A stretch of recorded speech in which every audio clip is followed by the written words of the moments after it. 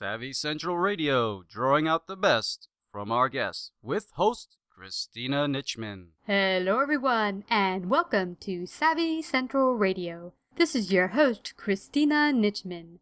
Each week on Savvy, we host successful individuals and business owners, inviting them to share their dreams, stories, wisdom, and lessons learned in their field of business. Our guest on Savvy Central Radio today is Ellen Rogin, best-selling author of Picture Your Prosperity, Smart Money Moves to Turn Your Vision into Reality, and her first book, Great with Money, 6 Steps to Lifetime Success and Prosperity. Ellen Rogin is a CPA, CFP, financial advisor, author, and nationally known expert on living a life of success and prosperity. She is also the founder of the Abundance Activist Movement, whose mission it is to help the world think and act more prosperously. To find out more about Ellen and her new book, visit pictureyourprosperity.com. How are you? Thank you for coming to Savvy Central Radio. So glad to be here. Thank you. Well, I'm excited to talk about your new book. Tell me what brought the new book to light. Why did you write this new financial book?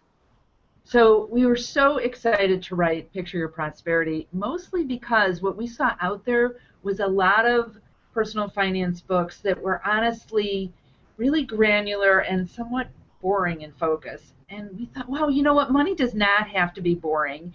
And if we could provide an approach to people that was fun, believe it or not, a fun personal finance book, and gets you excited about the book, wouldn't that be awesome?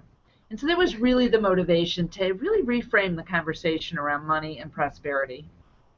Yeah, and for me, it seemed like the book went a little deeper than the initial book, which was an awesome book to begin with, Great with Money. But this one takes it a big step forward where we add visualization to your financial plan. How does that work? Tell us a little bit about that. Yeah, so in my first book, Great with Money, I talked about the importance of having a great picture in your mind, but what we did in Picture Your Prosperity was actually show people how to do that. So right at the beginning of the book, we talk about creating a prosperity picture. And this is really a visual, like a collage of images. So some of you may be familiar with a dream board. It's similar to that. We instruct you to pick pictures that represent goals that you want in your life. But then we take it to the next step, and it's really about putting it in a frame that has based on when you want your goal to happen and whether it requires more money or less money. So the bottom half of the board are things that you want to have happen sooner, and the top half are things that, the sign on the left is things you want to have happen sooner, and on the right, things you want to have happen later. On the bottom, things that don't require a lot of resources, and on the top, things that do. So, for example, an airplane in the upper right-hand box could represent a trip around the world. And this might be something that you would have happen later and would require financial resources. Or, you know, in this picture, a pet might be something that you want somewhat sooner and would require a lot of money. Well, depends on your pet, right? Yeah, right. Could be up in the more category. No, and so what we love about this is then you can take this and turn it actually into a financial plan. So it's taking those dreams and visions and really then having an action plan of putting them into reality in your life. Yeah, I love this, and I had done dream boards in the past and had them up here with dates and times, and for me, actually, I felt sometimes putting a date on it put a little bit of stress attached to that financial thing in my life that actually wasn't really helpful to me because it led me go, oh, I missed the date. Now what? It's over for me. What do you think about that? And what's the best way to frame? Like right now, you might see here, I put actually the start of my prosperity picture, and the top is money, which is for money for my business, and the flying equals for me not only a sense of adventure, which I love, but I love flying in itself. It allows me adventure and travel, and of course that dog down below there is something I've been wanting to have in my life for a while, but I've been waiting to get my business in order, and so that's in the sooner medium, you know, because it's really not too pricey to get a dog, but it's something I want to get some other things in order, like my business financially stable and prospering more before I go that route. You know, one of the things that I'm loving about the way you're talking about this and what we walk people through in the book is with each of these images to actually go through the process of visualizing what this really means for you. So, you know, in that airplane image, you were giving me the sense of, oh, well, it's adventure, and we actually walk people through a visualization of, okay, put yourself in a scene. Where are you? What are you feeling when this is happening? And really getting a sense of what this represents to you, and that's so important in terms of actually really programming your brain to make these things happen. And it really gives you your why. Why you want to accomplish these. And then I always like to add, you know, my thought of this or something better. This or something better.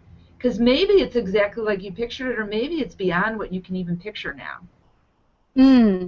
That's an awesome point, Ellen. And when did my initial, well, I've done a number of vision boards or prosperity boards in the past, a little differently. Like I said, I added dates and times and like that, and I put a little bit of stress on me when I would often not meet those challenges.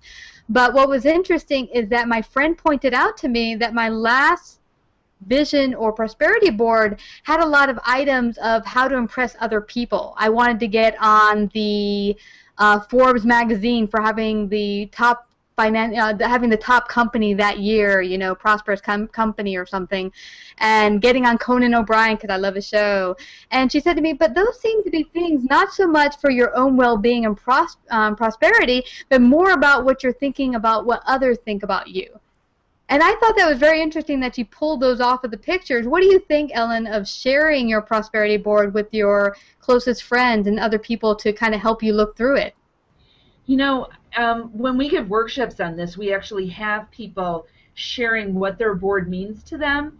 And there's something really exciting about it. It helps you live it more. And having said that, I'm always very cautious, or recommend that you be very cautious about who you share your goals with. Because there may be people in your life that love you dearly, but have a different vision of your future for you than you have for yourself.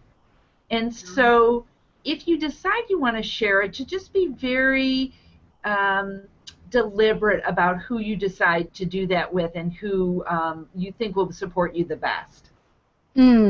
Yeah, I get that. Now, what would you do? Now you've gotten here, you've gotten some of the pictures that you want your prosperous future to look like. You started to infuse the feeling and the passion behind it, and you can actually feel it's real in your mind. How do you start to actually bring it forward and have your financial, you know, your finances match that or go in that direction? Where do you start next? Yeah, so the second step in the Picture Your Prosperity process is really looking at where you're at right now.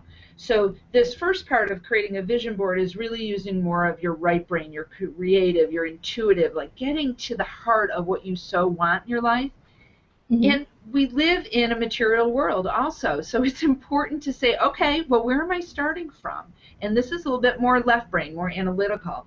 And so I recommend that you look at, honestly, what you own and what you owe. What are your assets and liabilities?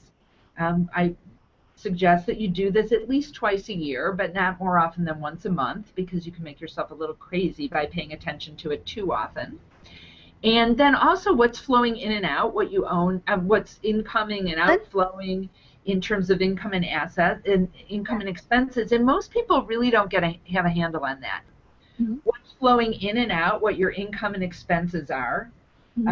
Most people really don't know what they spend. And even people that keep very meticulous records, like on Quicken or Mint.com, I find that they often don't look at what they've put in there. Like, they make sure they get all their expenses in, but they never analyze it.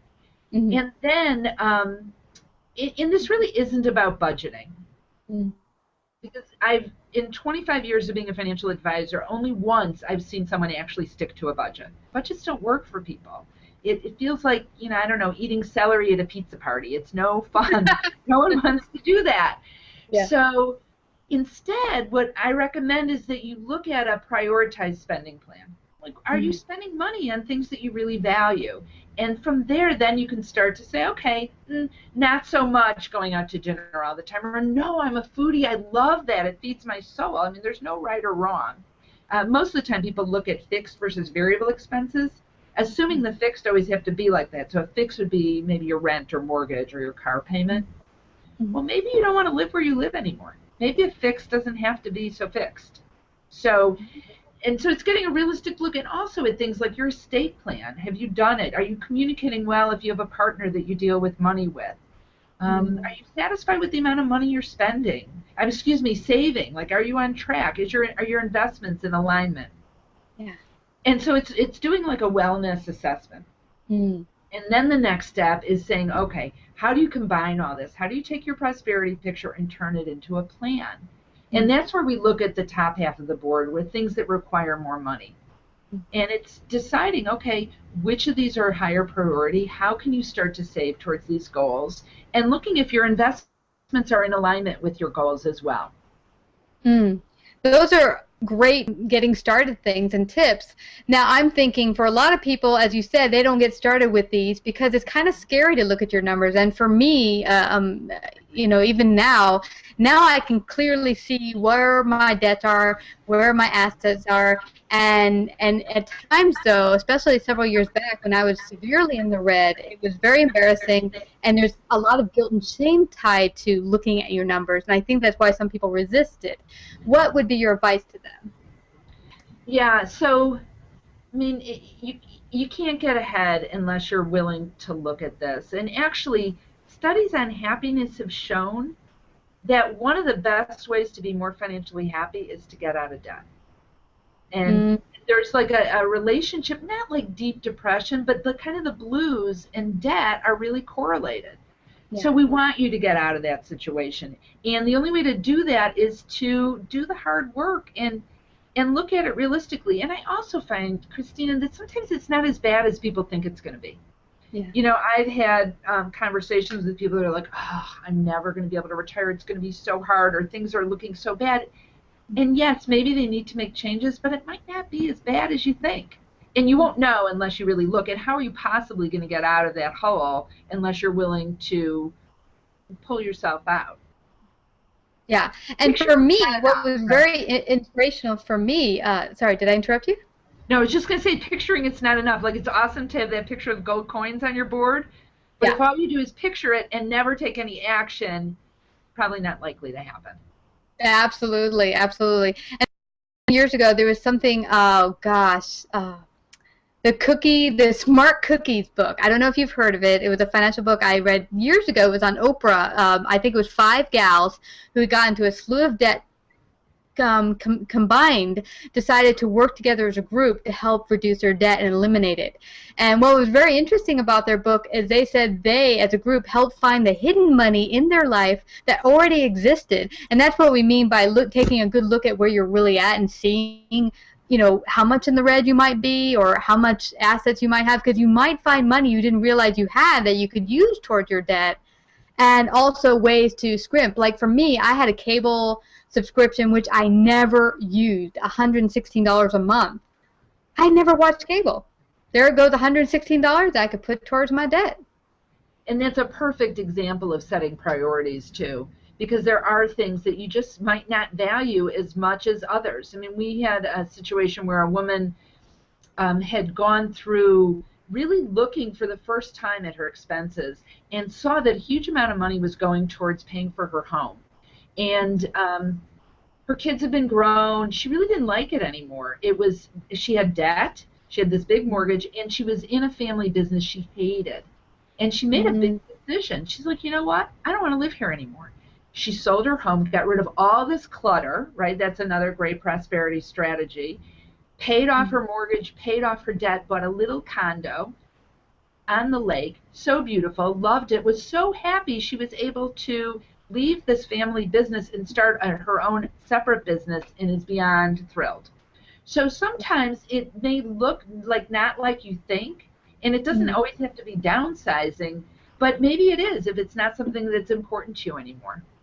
Yeah, that's a great idea, because once you get those pictures and you start putting down where you are now, what do you most value, then you can decide where you're going to put your money and what you might actually, you know, reduce. Yeah, and I would also say, you were saying before, there's understandably like some shame and fear around this, and doing the inside work is so important as well. you know, this what you think and what you say about your money has such a big impact on what shows up in your life. And one of the ways we explain this in the book is actually using Big Bird from Sesame Street. So remember Big Bird, the big yellow funny bird, really right? good analogy. Yeah, so Big Bird, I have a little bit of a spoiler alert here. There's actually a guy inside a Big Bird. He's moving the bird, right? But when we think about Big Bird, all we think about is this big, happy, sweet bird. We don't think about this guy. For many years, his name was Carol Spinney, who's moving Big Bird. Well, your beliefs around money are like the guy inside of the bird. And all we do is focus on the bird. Like, oh, if I just had a budget, I'd be okay. If I just understood investments, I'd be okay. Yeah, but if the guy inside is saying, oh, I'm never going to get out of debt, or I'm really crummy at this, or it's so darn embarrassing, if anyone ever knew, right? So those things are in there, and it's not ignoring them, but it's really looking to what it is you're saying to yourself and believing about money and doing that work at the same time you're doing the outside work. Those are really, really good tips. So you're not only now looking at what your real financial portfolio looks like right now, where you want to go, but then also what is my background noise saying? What are my thoughts and noise going on in my head about finance? Yeah, like who's the guy inside? Who's the guy inside the bird suit, or the woman inside the bird suit? You know, because just because you have a belief about something doesn't mean it's true. You know, we all grew up with seeing things about money and hearing things and had experiences as adults, and it forms who we are today. And sometimes when you have a belief, which is like a thought you think over and over, you assume it's true, but it might not be. So I tell a story in the book that's pretty embarrassing. You didn't give my bio up front, but I'll tell people, like, I have all these letters after my name. I'm a CPA, a CFP. And the reason I'm saying that is because I'm about to tell a story that makes me sound really stupid, and I'm not. So, I invite you to think about, is there something you believed as a kid that you realized as an adult isn't true? So I was sitting on the couch one night with my daughter and watching one of those travel cooking shows, and the host was saying how he was driving to Alaska. And I looked at my daughter, who was about 14 at the time, and I said, well, you can't drive to Alaska. It's an island. And she looks at me, she goes, Mom, what are you talking about? Like an island with a straight line on one side? And in my mind flashed the weather map, right? Like on the weather map, it's always the continental United States, and then there's Hawaii and Alaska, separate. And I'm cursing Al Roker when I'm thinking of the story. But it never occurred to me because I never really examined it. Like, okay, now I know Alaska is not an island. And the same way with money beliefs. Like maybe there's something you're telling yourself that just is not true and not serving you. That's a good point, because for years I told myself I'm just bad with money. There's no way I'm going to get a good handle on it because I'm just really bad with money. Yeah. And was that helping you? Oh, heck no, because you put your power in other people to handle your money instead of yourself. And I hear over and over, I just don't have a head for money. I'm just not good at numbers. Really? Like you spend, I bet that's not true. That's not true. And maybe what you think you need to be good with money isn't actually what you need to be good with money. You know, you don't have to be like fascinated by investing and watching the investing channels, you know, and reading the financial pages. Like, yes, I want you to be informed, but you don't need to do that. You need to be a really good saver and be smart enough to make some sound decisions or get the help to help you make them. Yeah. Now let's talk a little bit about investing.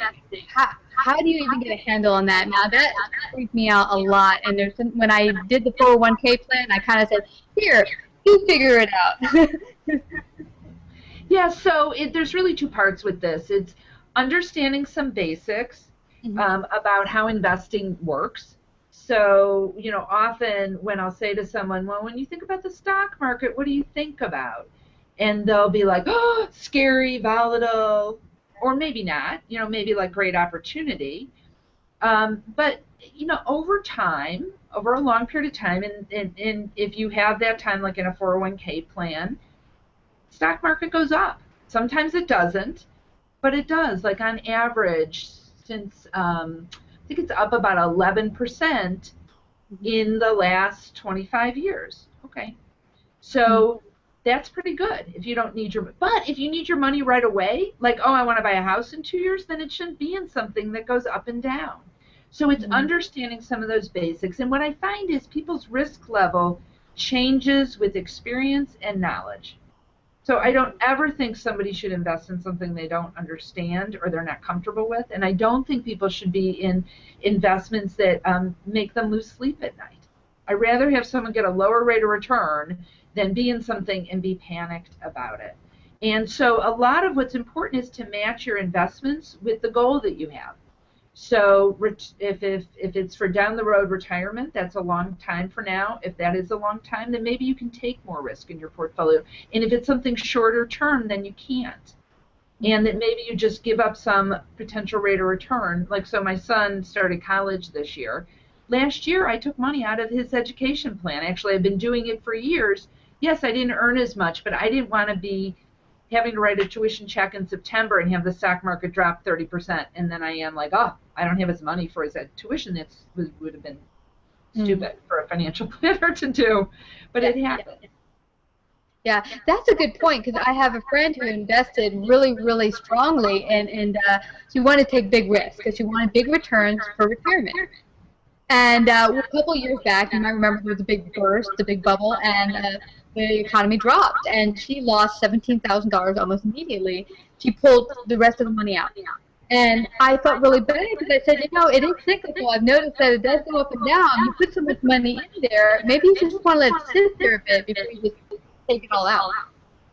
See, and that's a really good example of people matching their investments to their risk level, and also understanding how things work, because it's natural. It's like that fight or flight syndrome, right? We're not wired to withstand that. Our brains are not wired that way. So you got to do things to help yourself feel better about being able to ride it out, because it's really hard to just want to throw more money in the market when it's down, even though logically that's the right time to buy low and sell high.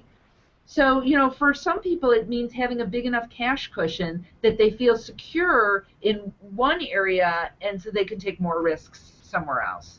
Yeah, those are fabulous advice. Yeah. Well, it's been so awesome talking to you today, Ellen. Thank you so much. Oh, thank you for having me. It's so my pleasure. Yes, it's always an inspiration. Everyone, please go get Picture Your Prosperity today. And you can get that at pictureyourprosperity.com, correct? That's right. Yeah. All right, well, thank you again, Ellen, for coming to Savvy Central Radio. My pleasure. Thank you. Today, for our Savvy listeners, Audible is offering a free audiobook download with a free 30-day trial to give you an opportunity to check out their awesome services. Their audiobooks are great for the entrepreneur, small business owner on the run. Get your free audiobook today at www.audibletrial.com/Savvy Central Radio. Wishing you a Happy New Year and a joyous, prosperous 2015. There's some exciting changes coming this 2015 for Savvy. We'll start videocasting some of our interviews. Also, stay tuned for a new book presently being worked on by my co-author and I, Karen Rowe. We'll talk about how to bridge the gap from worker bee to business owner, and the lessons we've learned on our journey to entrepreneurship. In addition, this spring we'll start live interview opportunities in Manhattan, which will later be aired on iHeartRadio, a new mix to business networking and interviews. For those interested in participating as a paid sponsor or interviewee, contact us at 718-713-2289 or savvycentralradio@gmail.com. Here's to 2015 being the best year yet for all of us.